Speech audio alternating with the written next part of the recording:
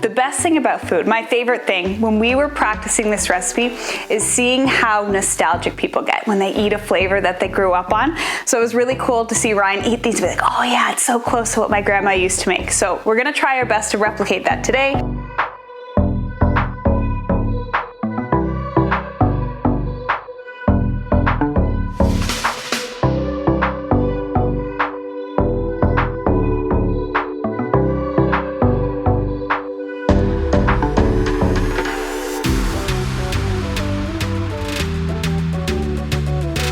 Hi guys, and welcome to my kitchen. If you are new here, my name is Kaylee, and today in my kitchen, we're gonna be making Ryan's grandma's super secret spicy noodles. It's not super secret, but it's just the way that his family makes these spicy noodles. The noodles that we're making come from the region that Ryan's mom grew up in.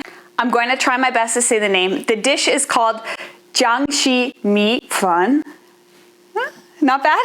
It's not there yet. I'm still working on it, but that's a dish that we're making today. For the ingredients, of course, we're going to need noodles because we're making our super secret spicy noodles. It's a noodle dish. And we are using some noodles that we actually cooked up this morning. Just like fried rice, the hack for this recipe is definitely to have some noodles that are already cooked, cooled down, and even a little bit dry. This is a dry noodle recipe. It's not soupy. We don't want wet noodles. So you could use noodles that you cook in the morning to make the dish for dinner, or you could even use noodles that were cooked the day before. In all Chinese recipes, of course, we need our soy sauce, a little bit of Chinese cooking wine. Today we're using soybean sprouts, a nice piece of flank steak. We've got 3 Thai chilies, 4 cloves of garlic. Now typically, big disclaimer alert, usually there's something in the recipe called green garlic. It's sort of like a young garlic sprout, and it has a really nice garlicky flavor, but it's very seasonal, so we had a hard time looking and locating that one. So today we're gonna show a little bit of a substitution with something that might be easier for you to find. As a replacement for the green garlic, we'll be using some Chinese leek. Now it looks very similar to green garlic. I really got my hopes up and thought, this is it. I finally found it at T&T, but no such luck. So we'll be using that to add in some of the freshness and garlic flavor. And then the last thing to also substitute in, because we're missing the green garlic, are some garlic scapes. I just got 2 here for today. We don't want too much that it overpowers all of the other elements in the dish, but I do need to make up and create some of that extra garlic taste. First thing we are going to do is marinate our beef. It's a very simple marinade. We're just gonna use some soy sauce, a little bit of Chinese cooking wine, 2 cloves of garlic, and 1 Thai chili. We're going to mix this all together and let it rest for about 30 minutes just while we're chopping everything else up and prepping our station to start cooking. So now we're gonna zoom in. We're gonna cut this up. For Christmas, I actually got this new cooking knife, so I'm very excited to see how it fares with our beautiful flank steak. When slicing up the flank steak, we want to make sure that we have nice thin slices. We don't want huge pieces of beef, nice and thin, so that it'll fry quickly and absorb a lot of that flavor from the marinade. Something nice and small like this. If you're slicing through and you realize, oh, this is a little bit too big, you can just cut it down the middle to make sure you've got a thinner strip. That way you've got lots of beef in every bite, but not too much and not big chunks. Now we're going to chop up our chili and garlic. I'm gonna mince the garlic nice and fine. That way it kind of coats all of the different pieces of beef, but the chili, it's okay to just have some larger pieces. Okay, time to add in our sauces. Now, like always, the recipe will be down below. I'll have approximate measurements because right now we're just cooking with intuition or feeling until we know or until we think we have enough of each element. For the soy sauce, you just want to add enough so it coats the beef. Then we'll mix it all in after.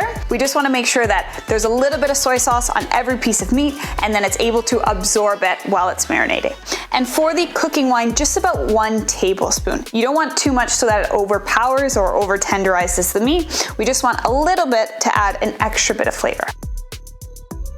Now the beef is in the fridge, it's marinating for about 30 minutes while everything else is prepped. Right now it's time to chop up our chilies, garlic scapes, and Chinese leek.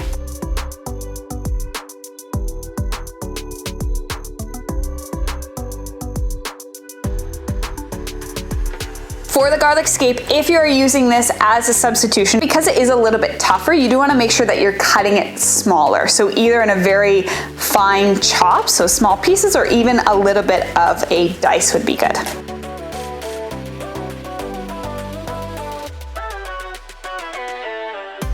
For the Chinese leek, the same thing you would do with the green garlic is you want to keep the white and green parts separate.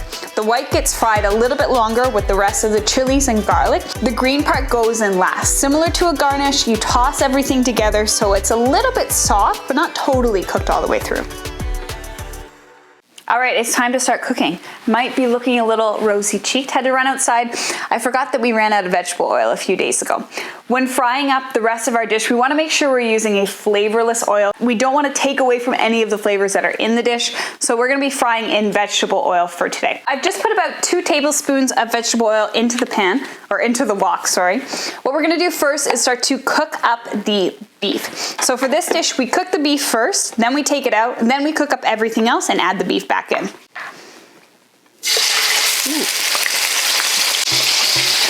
So right now we've got our beef cooking at about a medium heat, and we want to fry this up until it's about fully cooked all the way through. Because we're gonna put the beef back in, we don't want it overcooked, we don't want to dry it out. But that's kind of the beauty of using this cut of beef and also creating that marinade. It's gonna be really juicy and tender.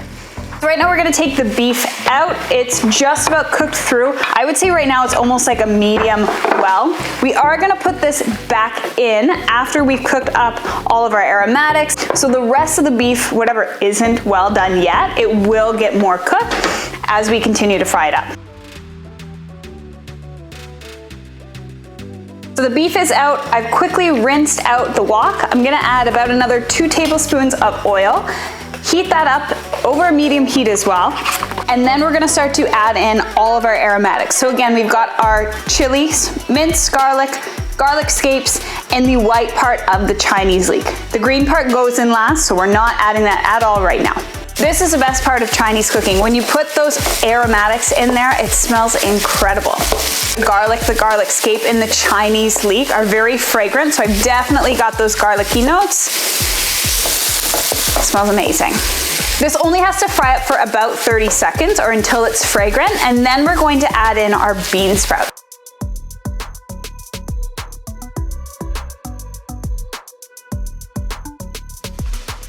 I just popped the lid in here, that way it can cook a little bit quicker, it'll get softer faster. You could also add a little bit of water, almost to steam the sprouts in there. We just wanna make sure that they're nice and soft before we add in the rest of the ingredients. Now it's time to add in the beef back in.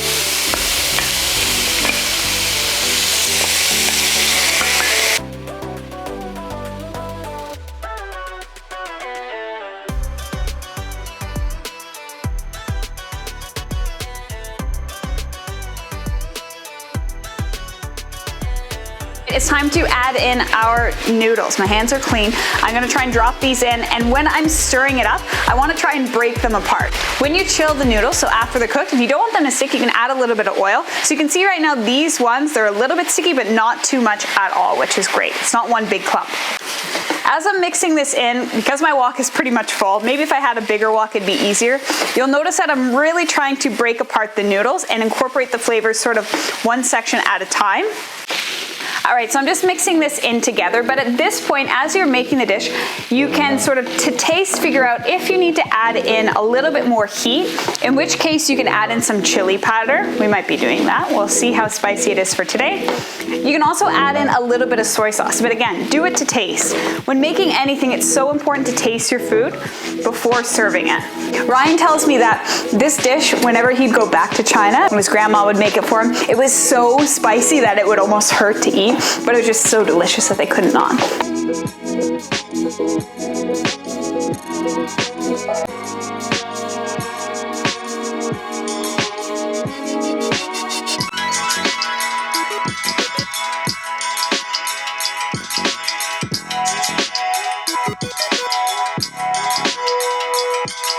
All right, it's time to dig in. This is a really quick meal. I mean, the thing that takes the longest is just to marinate the meat, but once that's started and everything else is being chopped up, it's super quick. And it's one of those very trendy one pot meals. So let's dig in.